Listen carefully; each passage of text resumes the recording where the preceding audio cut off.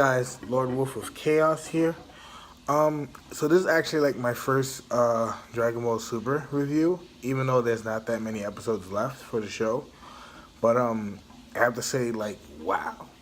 Um, really love the episode. I think more of the fact because Vegeta actually got his shine again, which, as we know, kind of doesn't happen that often, which is a little, I guess, played out for me because it's like, Vegeta's such a secondary best character, but you see where he's kind of restricted because of his own self-pride. But in this episode, it's kind of because of his pride and what he won't throw away is how he was able to actually beat Topo, which is amazing.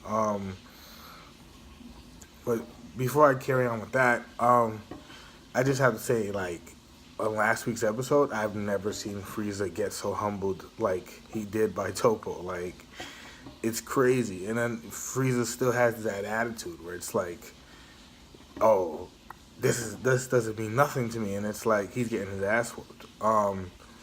So it was cool to see that he, Android 17 saved him from getting knocked out, and he still, tried to gang up on him, even though it was just like to minimum effect.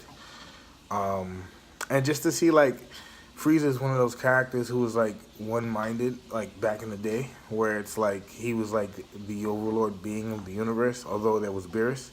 Now you're like facing other universes with other strong characters and stuff like that, and Frieza still plays as a cocky character. It's like, oh, all right, just looking for his opportunity to get stronger, to get the best out of the situation, which is cool. You see how, like, throughout the tournament, Frieza's actually reserved himself until, like, the very end. Because, he has his own agenda at the end of the day. He's not really trying to go back to hell because if they win, I don't know if they're going to let him survive, like, revive himself and, like, maybe go off and, like, don't come back. Although, at this point, Frieza is nowhere near close to fighting with Vegeta and Goku if they're at their full strength with the levels they've gained in this tournament. So it's kind of like, if Frieza tries to backstab him, it's like, yo, they could easier actually, like, slap you around than they did last time. I mean, with Goku's Ultra Instinct and Vegeta's Super Blue 2. I don't know what it's called yet, but looks awesome. I mean, I don't know. But going back to Vegeta, you see Vegeta actually, like,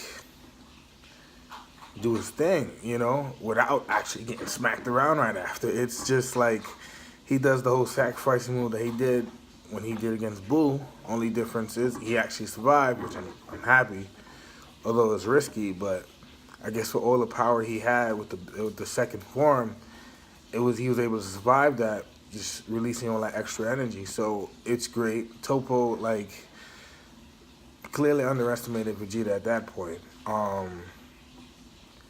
Then it's just like you see Vegeta go all out and start, before he does that attack, he's like actually like whooping Topo's ass finally, and I'm just like, yes, you know what I mean? Like, this is like the Vegeta everyone wants to see, like, like, although he'll probably still be second to Goku, Topo wasn't like a secondary piss-ass character, he emerged as a god of destruction.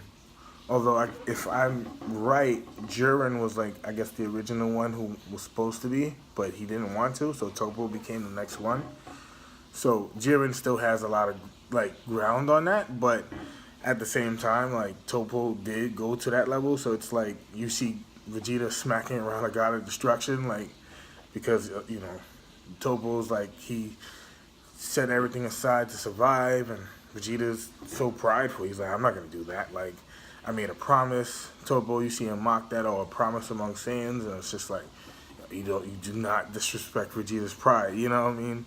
Like, Vegeta will get a shot in you. You might whoop his ass after, depending, but he's going to land a shot on you for doing that. So it's like, you see Vegeta go all out, and it's just crazy. Like, he eliminates Topo, and I'm just like hype. I mean, I don't know how much Vegeta has left, because he's just like it looks like, you know, he's just able to stand, but it was just great. And then, like, you see Jiren and his attitude change. And I'm just like, oh, shit. You know, Jiren was kind of like this humble slash, you know, not talk so much character. And he's just like, oh, you guys, this how practical are you guys? Like, he just shit on his team. Like, y'all niggas is trash. Like, and I'm like, yo. You know, it's like that point where you get to the character who is actually the actual villain, but he was a humble character. Like, there was a part in Yu Yu Hakusho, different anime, but my friends will know. In a tournament with Yusuke, when he went against, can't remember his name, but for Genkai, apologies.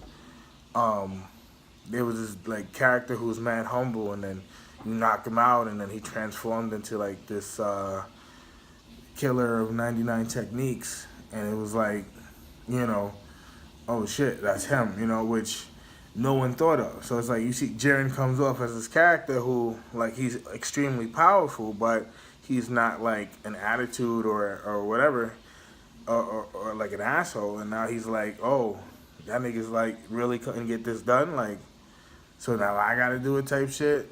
And it was just like the tone of Jiren just changed, and I'm like, yo, that is crazy, you know what I mean? So, you know, it's just interesting to see how Jiren is. I mean, they already had a hard time with Jiren as it was. Like, Toppo was in a weaker form, he powered up, then Vegeta got the best of him. They've been double teaming Jiren this whole time. You know what I mean? So it's just like, if Jiren says fuck it and unleashes a god type power, it's gonna be crazy to see. There's like a minute left, I think, in Dragon Ball Super time for the tournament. So it's 4-on-1, which Jiren still has the upper hand, I feel. But I don't know, we'll see. Hopefully, you know, it's a great fight, and we can see that if maybe Goku can get to a level, or this might be a whole team to take to beat him, because it's just their team, like, it's down to those two universes for survival, so I get it, but it's like, yo, it's turning into like, yo, like last episode, this episode was really good. They've had some great episodes here and there, some that were like, okay, but hopefully this is like, it just sucks that the shit's gonna like come to an end at 33, but, you know, whatever, topic for another day. But, yeah, hope you guys like my little review video. Lord Wolf of Chaos out.